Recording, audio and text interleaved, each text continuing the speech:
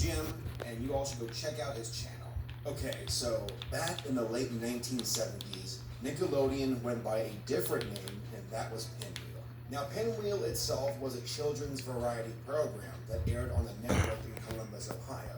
It was eventually purchased by Warner Cable and was rebranded in 1979 under the new name of Nickelodeon. What followed were years of experimentation. Nickelodeon continued to air Pinwheel, but they also featured other programs. They wanted to see what would work and what these younger audiences would enjoy. America Goes Bananas, Live Wire, and Video Comics, to name a few.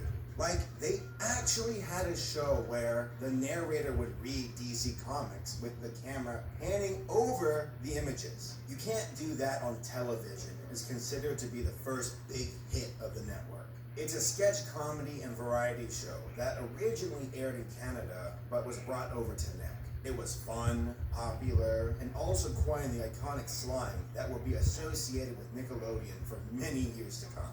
During the early 1980s, the network had another makeover. Its old logo was ditched and was replaced with the orange splat with the balloon font. They also created new jingles and IDs for the network in order to give it a fresh look.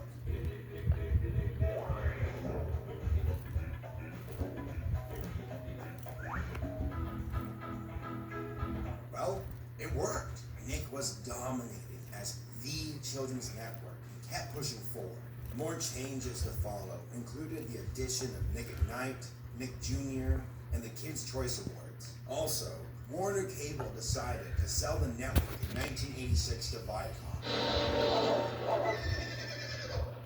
That was weird. Viacom.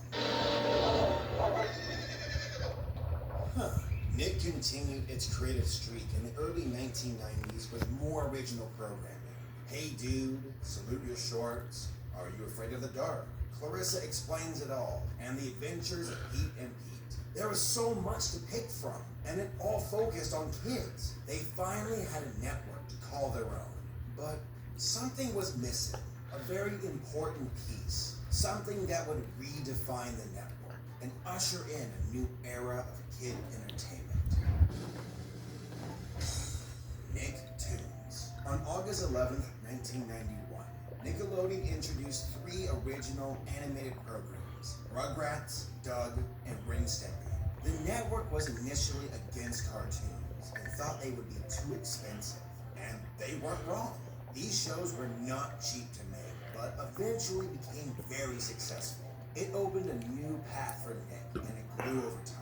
Rocko's Modern Life, Ah Real Monsters, Kablam, Hey Arnold, The Angry Beavers, Cat Dog, The Wild Thornberrys, As Told by Ginger, Invader Zim, Fairly Odd Parents, My Life as a Teenage Robot, Avatar, The Last Airbender. Nickelodeon was kicking butt with cartoons and was on fire through the 1990s and early 2000s. They also pushed forward with their live-action comedies and game shows. All That, The Amanda Show, Keenan and Kel, The Legends of the Hidden Temple, Guts, Wild and Crazy Kids, Double Dare.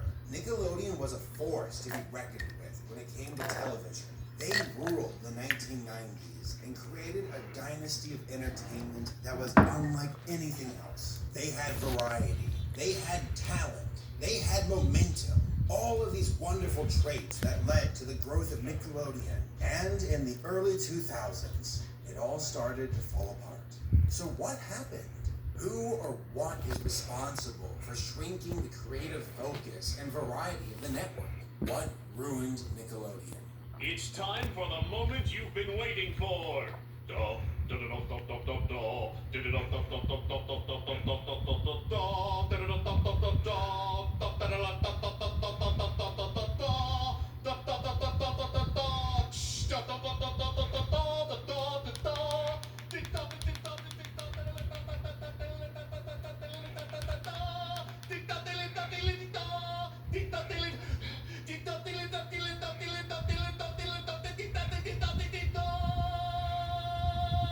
It's SpongeBob.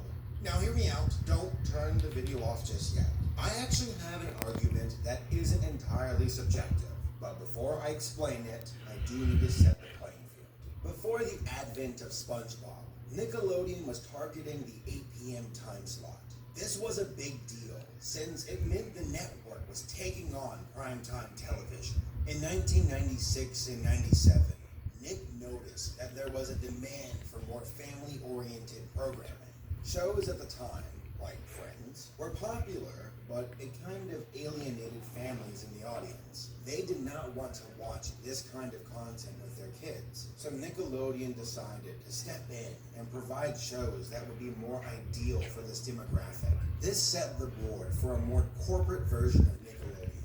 They saw success, but it also started to weed out shows that were different. Now, that isn't to say that they got rid of weird shows entirely, but the direction definitely started to shift. To quote the creator of Hey Arnold, Craig Bartlett, every year they got bigger and more corporate than the year before. While Herb was running things, it just grew more and more corporate, and less like you have a personal touch. It was probably just inevitable that was the way it was going to go. It wasn't Herb's fault. Herb's Nick was still a great place to be, but each year it got bigger and more out of control. That was the trend on the horizon. And then comes to Nickelodeon, the undisputed heavyweight champ of SpongeBob SquarePants. It premiered in 1999, so it was around for the very tail end of the 90s. When I was a kid, I saw Rugrats as the king of Nickelodeon, and there's evidence of that. It had 3 theatrical movies, and it even had a spin-off series. But then this quirky yellow sponge surfaced and turned everything upside down. He and his friends were a hit, and it eventually became the most popular show on the network. It was funny, different, easy to watch, and just an overall great cartoon. I was in middle school when SpongeBob was airing, so I wasn't really a little kid anymore. But that didn't matter though. All of my friends loved it, and we would constantly talk about our favorite episodes during lunch. In late 2004, the SpongeBob SquarePants movie was released, and it was quite successful. It cost $30 million to make, and they made $140 million from it, and that's not including merchandise. After the movie, Steven Hillenburg, the creator of the show, stepped down and was absent for the next few years. He eventually returned and assisted with another SpongeBob movie. It too was a hit, and now Steven works on the animated show again. Yet people look at SpongeBob and see a Simpsons problem. As in, when is this show going to be over? How long can it last? There is a third movie planned for 2019. That means that SpongeBob has been the tip of the spear for Nick for almost 2 decades. Where is the variety? Why has Nickelodeon placed all of their chips on SpongeBob? When Rugrats was number 1, at least it had friendly competition. But now, all I see is yellow. I mentioned earlier how Nick was becoming more corporate. Well, that ties in with SpongeBob. Basically, the network found something that worked. It worked really well. It made them lots of money. Yeah, they have their other programs, but none of them get the SpongeBob SquarePants treatment, and it shows. Avatar: The Last Airbender is a great example of this. This amazing action cartoon was mature, entertaining, and opened the door for many possibilities. And what came of it? A god-awful movie, and then a sequel that barely made it across the finish line. Now, I'm not saying that The Legend of Korra is bad. The show itself was good, but Nickelodeon failed to utilize it. I mean, they had this amazing property, and they couldn't even figure out how to succeed with it. For crying out loud. The last season wasn't even aired on the network, but their website instead. Why couldn't they have done both? It's almost like they have forgotten how to produce and market a show outside of SpongeBob. So we know that they are hyper-focused on SpongeBob, and we know that they screwed up with reaching the full potential of Avatar. But the biggest blunder Nickelodeon ever suffered was failing to recognize a cartoon that could have been a game changer for them.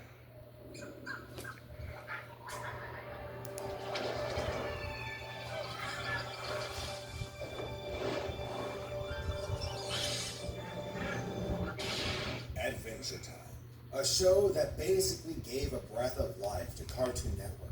Heck, it basically kicked off the cartoon revival that we are currently seeing on television. Back in 2007, the pilot for Adventure Time aired on Nickelodeon. That pilot was then uploaded to the internet and people fell in love with it. Pendleton Ward, the creator of the show, and Frederator Studios, the guys who funded it, pitched the idea to Nickelodeon. And they turned it down. Twice. Rumor says that they passed on it and decided to go with Fanboy and Chum Chum instead. You done fucked up now! Now, I wasn't there for the board meeting. I don't know if there was some logic for that decision with Nick. But how in the hell can you screw up that badly? Why wouldn't you want this show? It was absolutely ripe for the taking, and Nick said no. Well, thank goodness Cartoon Network put it to work. They totally made bank on Adventure Time, and it jump-started the cartoon revival we are currently seeing. This is a testament to how far Nickelodeon has fallen. They went corporate. They are hyper-focused on SpongeBob, and they no longer take chances. They are stuck, and the daring and creative spirit that led to the growth and success of the network, well, it isn't really there anymore. And all because they want to play it safe. Overall, it's plain to see how far Nickelodeon has fallen. Yes, they still make a profit, but the traits that made them stand out no longer shine like they used to. I feel that the people at Nick who are currently in charge are afraid to take big chances. Cartoon Network and Disney have taken these leaps of faith and they have paid off. Steven Universe, Regular Show, Gravity Falls, Star vs. the Forces of Evil. These are all awesome programs. I think that Nickelodeon is starting to understand that the landscape has shifted and they are kind of moving in the right direction. The Loud House and Harvey Beats are great shows, and they are different from the status quo in Nickelodeon. Also, there is supposed to be a new Hey Arnold and a Rocko's Modern Life movie. 1990s nostalgia is big right now, so it's very possible that Nick is reviving their old shows one at a time. I don't want to get ahead of myself though. I want to see how it plays out. They really haven't earned my trust as of late. It's hard not to root for a network that was basically your entire childhood. Well, at least my childhood. Despite recent events in history, you cannot deny what Nickelodeon has achieved as a network. They broke ground in the 1980s and 90s and created a channel that kids could call home. Cartoon Network wouldn't have pushed their original programming as hard if it wasn't for the competition that Nickelodeon was creating. I know you are down, Nickelodeon. I know that you aren't the same as you used to be, but I have faith. I think change is around the corner. We will just have to wait and see what the future has in store. But, if you need some ideas, well, I have some recommendations.